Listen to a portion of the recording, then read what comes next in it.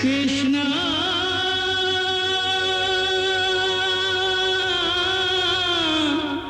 कृष्णा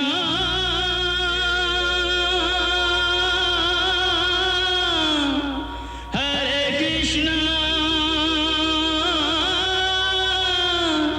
हरे हरे।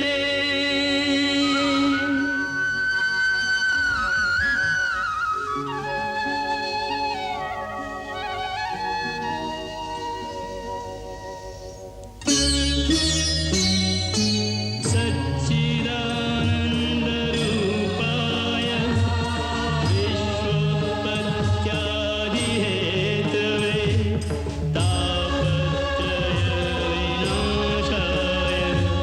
श्रीकृष्णाय वयं नमः।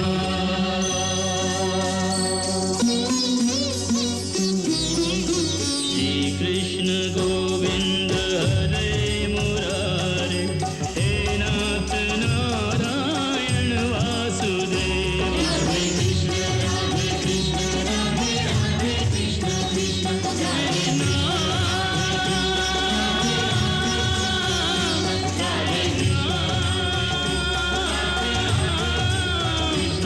राधे कृष्ण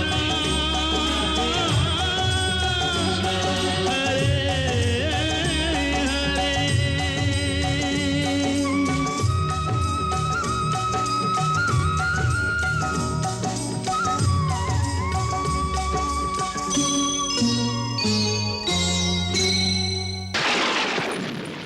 दानूर, दानूर, क्या लोगों ने उसे कालिया नाग के फन पर नाचते हुए देखा है? जी महाराज। हाँ, अपनी अपनी आंखों से। जी।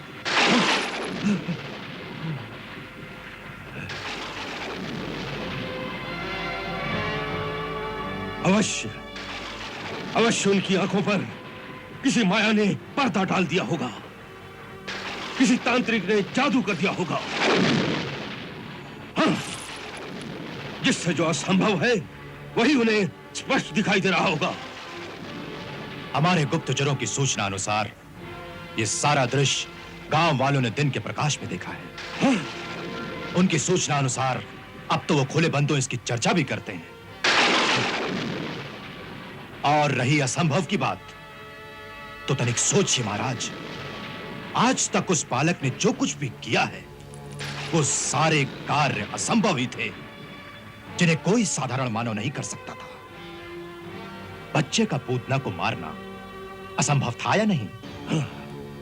आपके राजपुरोहित श्रीधर की तांत्रिक कृत्या उसके सामने जाकर भस्म हो गई। बकासुर, तृणाव्रत, कागासुर और अघासुर जैसे महादैत्य बारी बारी से उसके सामने गए, परंतु एक भी जीवित लौट कर नहीं आया। सोचिए सोचिए, कौन सा ऐसा असंभव कार्य है जो उसने नहीं किया। इसलिए अब हमें यह मानकर ही आगे चलना है कि हमारा सामना किसी साधारण मानव से नहीं, वरन किसी शक्तिशाली देवता से है। नहीं, किसी देवता से नहीं, बल्कि स्वयं भगवान विष्णु से है। हाँ चाणूर, तुम्हें याद है हमने पहले भी कहा था कि स्वयं भगवान विष्णु ही छल से इस कृष्ण का रूप धरकर पृथ्वी पर आया है। हाँ चाणूर, ये वही है। जो भी है, अब हमें यह सोचना है कि इस परिस्थिति में हम क्या कर सकते हैं। अब यह सोचिए महाराज कि हमें क्या करना चाहिए। चाणूर, जब कोई योद्धा रणभूमि में एक बार प्रवेश कर लेता है तो उसके सामने एक ही काम रह जाता है, युद्ध करना। हाँ। रणभूमि में प्रवेश करने के बाद जो यह सोचता है कि शत्रु कहीं अधिक शक्तिशाली तो नहीं, तो उसका मनोबल क्षीण हो जाता है और वो युद्ध में कभी नहीं जीत सकता। इसलिए हमारे पास अब इन बातों को सोचने का समय नहीं रहा। चाहे वो विष्णु हो या महादेव, हमें उससे सीधी टक्कर लेनी ही होगी। अर्थात हमें स्वयं गोकुल पर चढ़ाई करनी होगी। हम स्वयं सेना लेकर जाएंगे और सारे गोकुल को तहस नहस कर देंगे। सारे इलाके को घेर कर ऐसी आग लगा देंगे कि जिसमें गोकुल का एक एक घर, एक एक प्राणी जलकर भस्म हो जाएगा। नहीं महाराज, ये इतना सहज नहीं है। क्यों? क्यों नहीं? हाँ? आप जनता की शक्ति को नहीं जानते। यदि सारी जनता एक तरफ हो जाए तो जनता की उस सामूहिक शक्ति के सामने कोई सेना नहीं टिक सकती। और आज वहां की जनता का यह हाल है कि कालिया नाग की घटना के बाद वहां के लोग खुले बंदों यह कहने लगे हैं कि गोकुल में भगवान का अवतार हुआ है। और जब बात भगवान की आ जाती है तो सारी जनता एक हो जाती है। जिसे लोग भगवान मानने लगते हैं उस पर यदि खुले बंदों आक्रमण किया जाए तो उसे जनता कभी नहीं सहन कर सकती। फिर क्या किया जाए? वही सोच रहा हूं कि जनता में कैसे फूट डाली जाए। कुछ ऐसे बुद्धिजीवी लोग ढूंढने होंगे जो कृष्ण को एक छलिया और कपटी सिद्ध कर सके। नहीं चाणू, ये गोकुल में नहीं हो सकता। क्यों? क्योंकि ऐसे बुद्धिमान लोग केवल नगरों में मिलते हैं। गांव के मूर्ख लोग बड़े सीधे साधे और सच्चे प्राणी होते हैं। उनका विश्वास बड़ा दृढ़ होता है। ये भी सत्य है। हमारे गुप्तचरों का कहना है कि कई गांव वाले यशोदा और नंद की भी पूजा करने लगे क्योंकि भगवान ने उनके घर में जन्म लिया है। क्या विडंबना है! अभी तक ये बात भी निश्चित नहीं हुई कि कृष्ण नंद और यशोदा का पुत्र है या देवकी की संतान। आकाशवाणी ने मुझे देवकी की 8वीं संतान से सावधान किया था। तो यदि कृष्ण देवकी का पुत्र नहीं तो फिर वो एक साधारण मानव है। इसका भी निर्णय कर ही लेते हैं। कैसे? यदि देवकी और वसुदेव की मृत्यु हो जाए तो पुत्र होने के कारण माता पिता की अंत्येष्टि और श्राद्ध कराने के लिए उसे किसी न किसी बहाने मथुरा अवश्य लाया जाएगा। क्यों? हाँ, हाँ, अवश्य लाया जाएगा। बस एक तो इस सत्य का पता चल ही जाएगा कि वो देवकी का पुत्र है कि नहीं, और दूसरे मथुरा में आए हुए कृष्ण का संहार करना बहुत आसान हो जाएगा। आपका हाथी कवल्या पीड़ ही उसे राह चलते कुचल सकता है। सुंदर, अति सुंदर। परंतु क्या? परंतु ये देवकी और वसुदेव की मृत्यु कब होगी?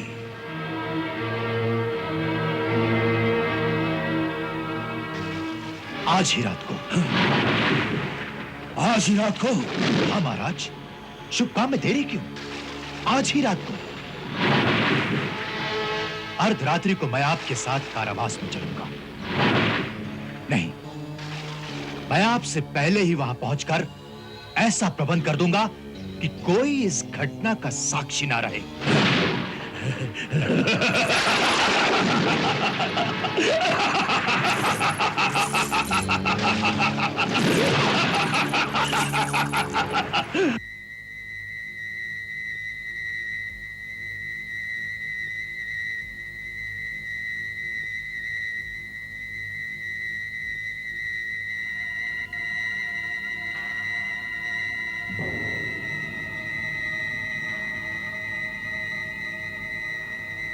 महाराज, सब पहरेदारों को मदिरा के नशे में चूर किया गया है। अब यहां कोई नहीं आएगा। जाइए।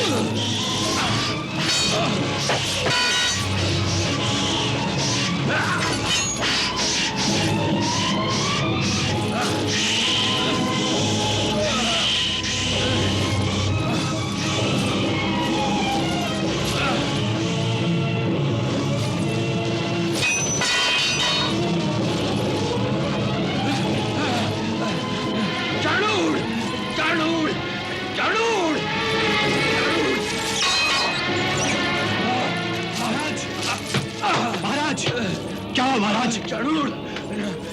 नाग नाग कहाँ है महाराज? चलिए महाराज।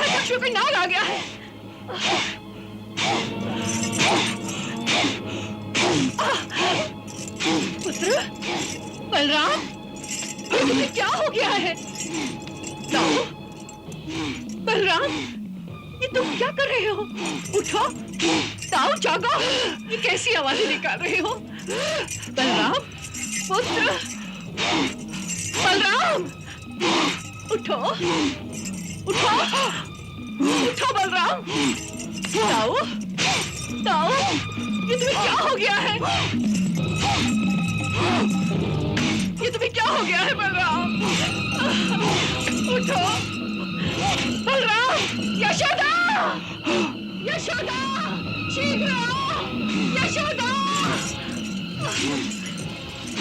यशोदा, यशोदा, शीघ्र आओ। देखो इसे क्या हो गया है। उठ लाल, उठ, इधर देख।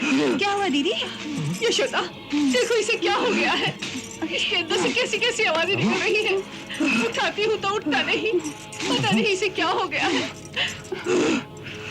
यशोदा, तुम ही कुछ करो।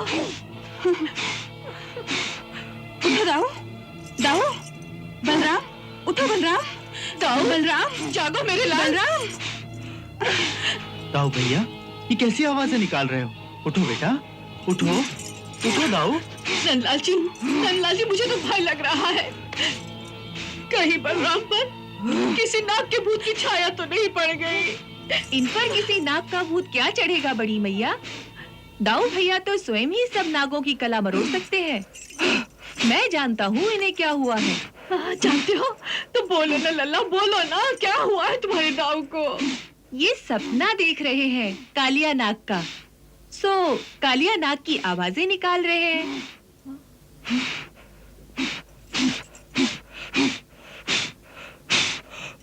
उठो दाऊ भैया, उठो, वो दुष्ट अब चला गया है। अब क्रोध छोड़ो भी, वो दुष्ट अब कुछ नहीं कर सकता। अब आप भी सुरक्षित हैं और मैया बाबा भी सुरक्षित हैं। मैया बाबा को क्या हुआ? आप नहीं जानते बाबा, कालिया नाग की घटना के समय से दाऊ भैया को बड़ा डर रहता है कि कहीं आप लोग अपने प्राण न दे बैठे। तब से इन्हें आपकी चिंता रहती है। उठो दाऊ भैया, देखो, उठो, सब लोग कितने चिंतित हो गए हैं। उठो, आंखें खोलो भैया, आंखें खोलो। कहाँ है बलराम? कहाँ है वो? कहाँ है? कहाँ है? कहाँ है? कैसे हो पुत्र? कहाँ है? कहाँ है?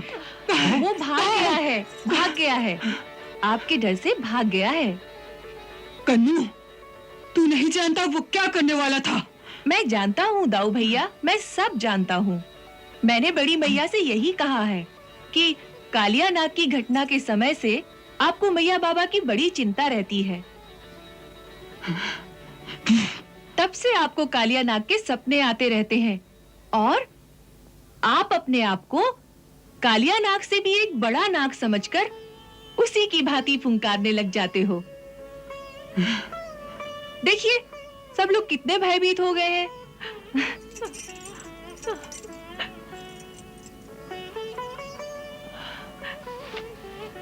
मेरे सपने से आप लोग भयभीत हो गए हो, मुझे क्षमा कर दो बाबा। मैया, पुत्र बलराम, मेरे पुत्र,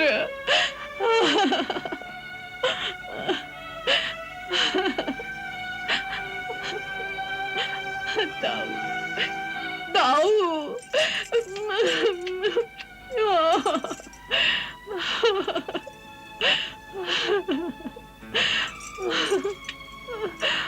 दाऊ, पहले तो मैं घबरा ही गई थी कि कहीं सचमुच में हमारे कक्ष में नाग तो नहीं आ गया।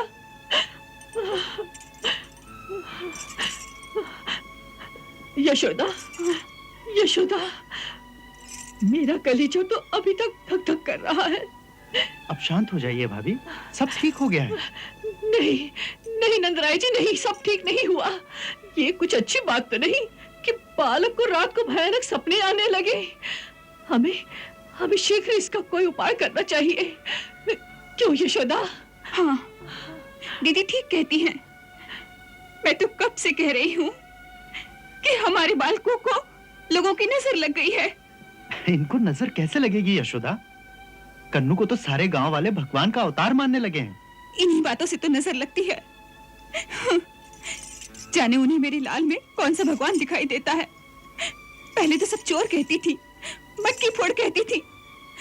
मुझे क्रोध तो आता था, मगर अच्छा भी लगता था। जैसी मैं साधारण हूँ, मेरा लाल कम से कम धरती का साधारण मानव तो लगता था।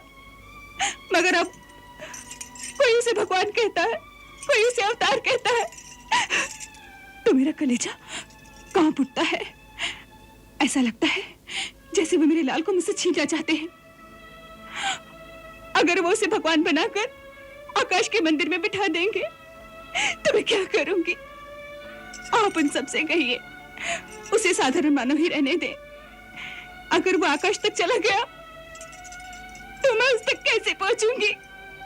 क्या करूंगी मैं? तू चिंता ना कर मैया, मैं आकाश में नहीं जाऊंगा। मैं इसी धरती पर तेरा कन्नू बनकर दाऊ भैया के साथ तेरे आंचल की छाया में खेलता रहूंगा। लाल,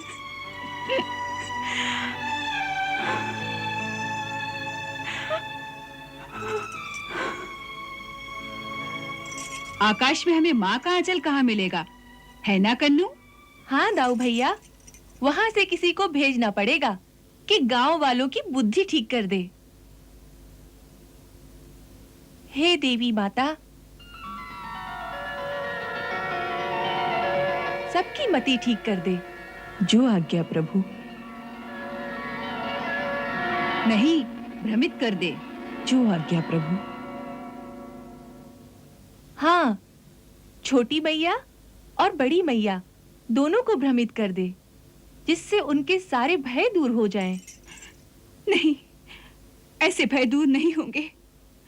प्रातः ही गुरुदेव के पास जाकर इसका कोई उपाय पूछेंगे। परंतु गुरुदेव तो लंबी तीर्थ यात्रा पर गए हुए हैं। आश्रम में और भी तो महात्मा होंगे, कोई तो उपाय बताएंगे। उपाय तो बहुत हैं, परंतु हमारे विचार में यदि दोनों बालकों का तुला दान किया जाए तो सब प्रकार की ग्रह शांति हो जाएगी।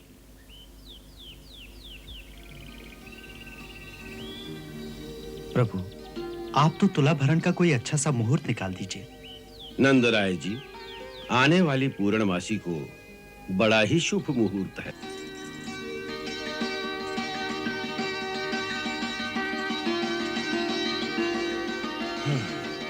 राधा की माँ, गोकुल से नंदराय जी का न्योता आया है। काहे का न्योता आया है? भाई, पूर्णमासी के रोज उन्होंने पूरी बिरादरी का भोज रखा है। उसी दिन कृष्ण और बलराम दोनों का तुलादान होगा। ये तो बहुत अच्छा सोचा उन्होंने। अरे हाँ, ये बात तो राधा भी मुझे 2 बार कह चुकी है कि कालिया नाग की घटना के बाद जसोदा काकी को कृष्ण की नजर उतारनी चाहिए। अच्छा राधा, तू कब से बूढ़ी सियानियों की तरह बातें करने लगी? बाबा, गांव में जिधर जाओ वहाँ सब स्त्रियां यही कहती हैं कि सब उनके बेटों को भगवान भगवान कहने लग गए हैं। इससे उनके लल्ला को अवश्य नजर लग जाएगी। यही बात आकर मैंने माँ से कह दी। अच्छी बात है, तेरी ही बात सुन ली होगी जसोदा भाभी ने। पूर्णमासी के रोज वहां जाएंगे तो उनसे कहूंगा कि इस बुढ़िया की बात भी सुन लो। देखो जी, मेरी फूल जैसी लल्ली को बुढ़िया कहा तो अच्छा नहीं होगा। हाँ, अरे बुढ़िया कहना तो आशीर्वाद की बात होती है भाई, अर्थात इसकी बड़ी लंबी आयु होगी तभी तो बुढ़िया होगी। क्यों बुढ़िया, अब गोकुल चलने की तैयारी करो।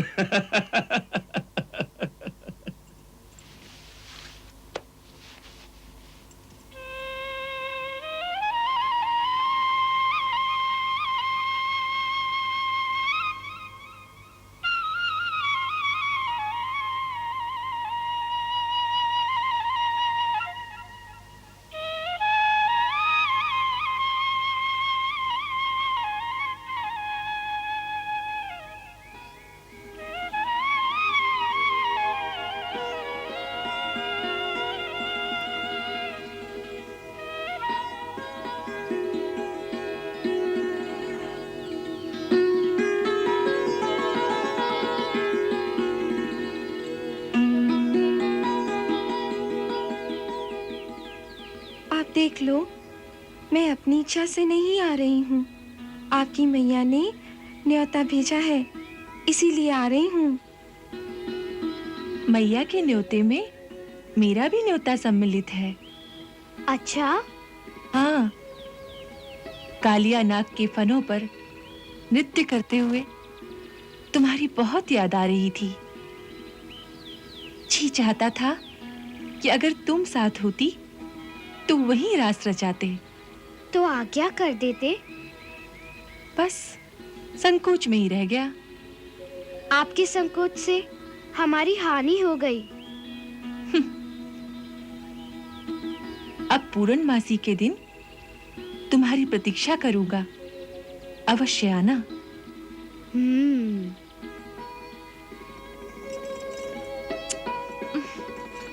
राधा, इतना सर क्यों हिला रही हो? चोटी टेढ़ी हो जाएगी। स्थिर होके बैठो।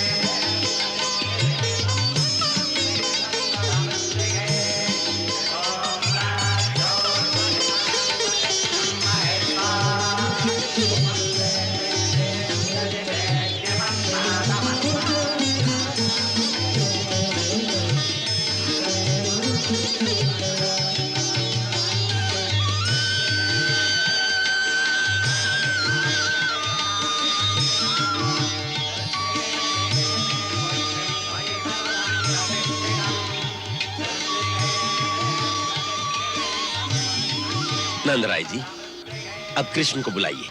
हाँ, कन्नू बेटे, अब तुम आ जाओ।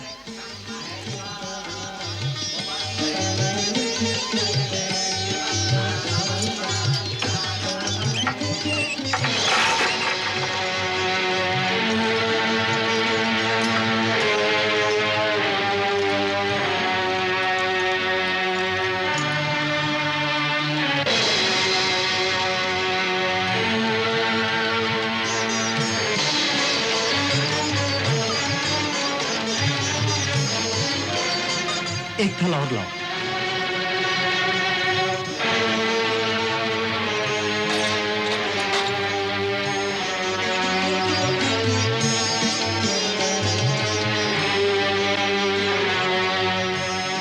और लाओ, और लाओ।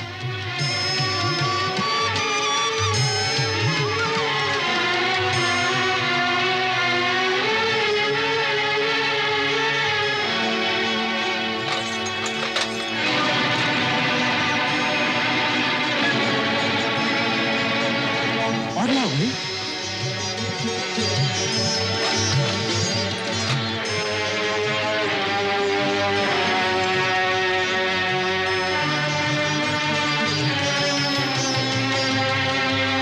और खा लाओ।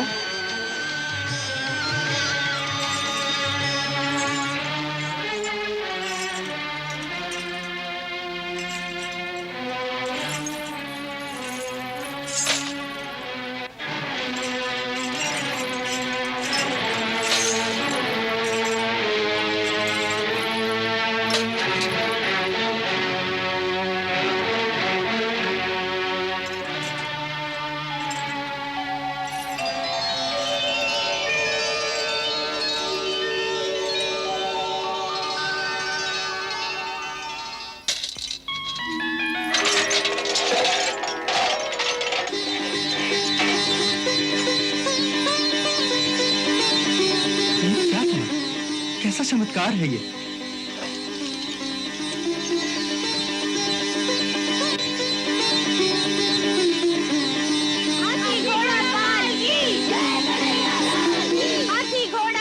तब भैया, ये क्या था? एक दिव्य प्रेम का उपहार। दिव्य प्रेम का उपहार? तुम दोनों के कौतुक हमारी समझ में नहीं आते। आ बेटा, आजा।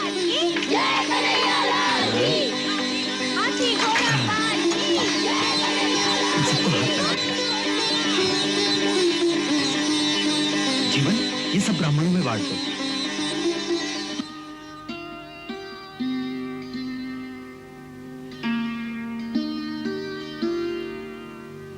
हम हार गए राधे। धरती पर ये हमारी पहली हार थी, परंतु इस हार में भी हमें कितना आनंद आया। आपने मेरी फूल पत्ती की लाज रख ली, यही आपकी उदारता है। राधे, पत्रम पुष्पम फलम तोयम यो मे भक्त्या परीक्षति तदहम भक्त्यो उपहरतम श्नामि प्रेतात्मनः। हम तो भावना के मूल्य में बिक जाते हैं, और हमारे पास भावना के अतिरिक्त और कुछ नहीं बचा। सब कुछ तो श्री चरणों में अर्पित किया है। राधा, चल बेटी। आई माँ। एक बार हमारे बरसाने में चरण धूलि डालिए। अवश्य।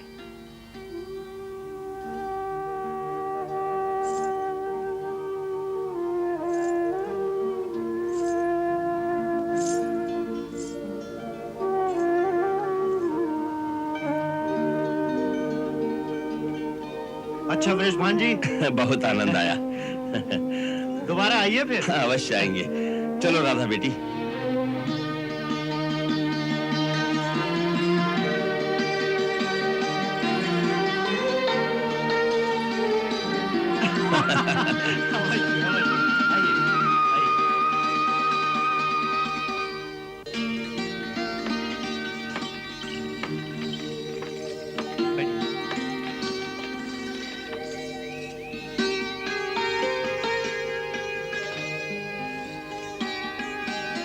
अच्छा, नमस्कार। नमस्कार।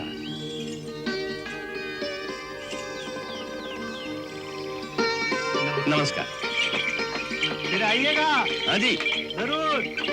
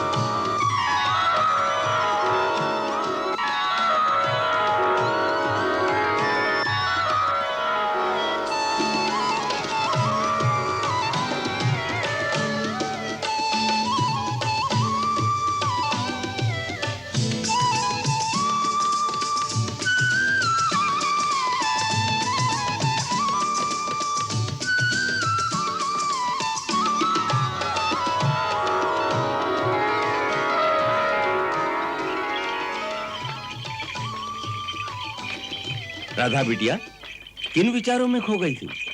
सपना देख रही थी बाबा। अच्छा, सपने में कहाँ गई थी हमारी बिटिया? गोलोक में। गोलोक? ये गोलोक कहाँ है भाई? सब लोगों के ऊपर एक लोक है। ओहो, इसकी बातों के फेर में पड़े तो सभी लोग घुमा देगी। हाँ हाँ, राधा बेटी दूसरे लोगों की ही बातें करती आई है।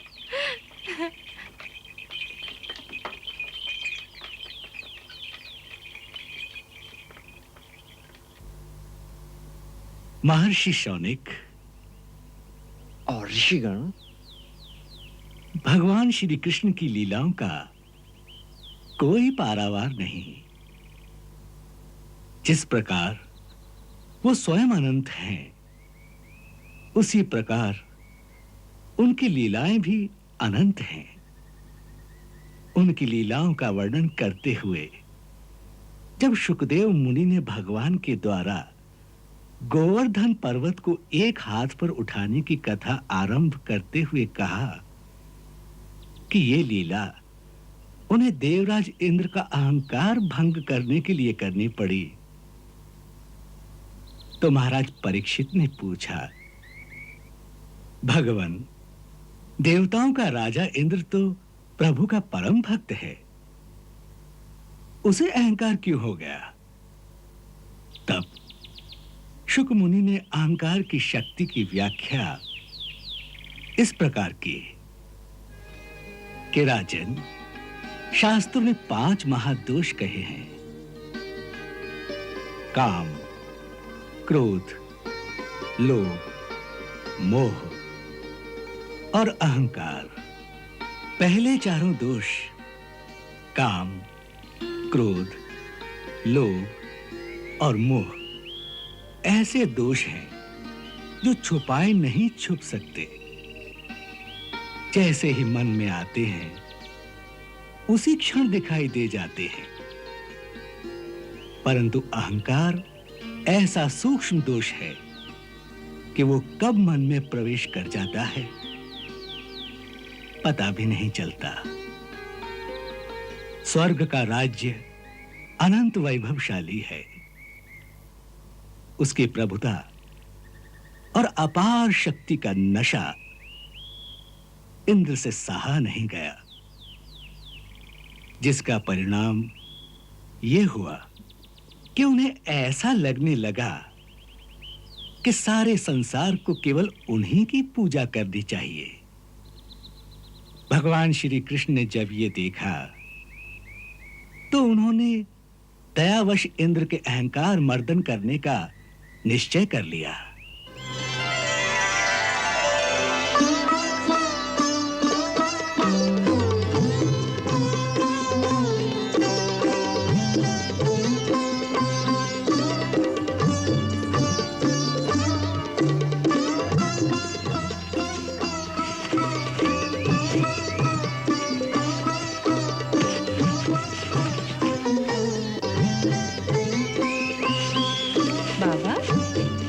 गोकुल में किस उत्सव की तैयारी है?